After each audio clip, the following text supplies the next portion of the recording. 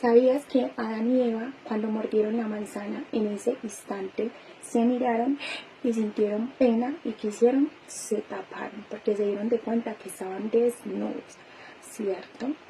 ¿Y por qué vengo con eso? Porque he visto muchos comentarios, muchos mensajes diciendo que mujeres como yo, que nos atrevemos a montar fotos y videos en ropa interiores, así como me ven, que somos malas mujeres y que nos estamos desvalorizando. Bueno, a esas personas quiero decirles primero que yo, esta que está aquí, nació desnuda, y usted, sí, usted que me está viendo, también nació desnudo o desnuda. Y lo que llevamos puesto, esto que ven aquí, es ganancia, ¿sí? Así que les voy a decir una cosita, otra cosa. ¿Ustedes alguna vez han visto a un niño o a una niña que nacen con ropa? ¿Cierto que no?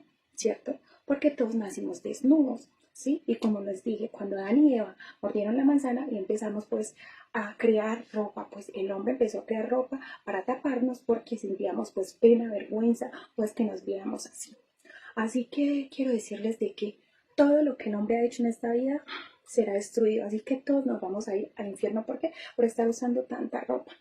Antes aquí estoy con mucha ropa, ¿sí? Demasiada ropa. Deberíamos de quitarnos esto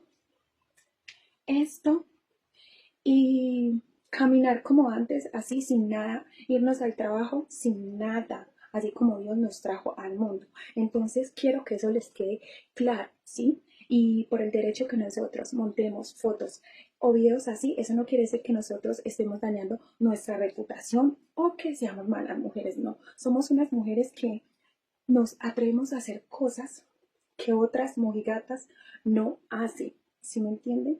Así que sigan criticando, que yo les voy a dar de qué más hablar. Y recuerden que yo nací desnuda y usted también nació desnudo, ¿sí? Y lo que ya hemos puesto, esto es ganancia. Así que sigan criticando, que no me importa.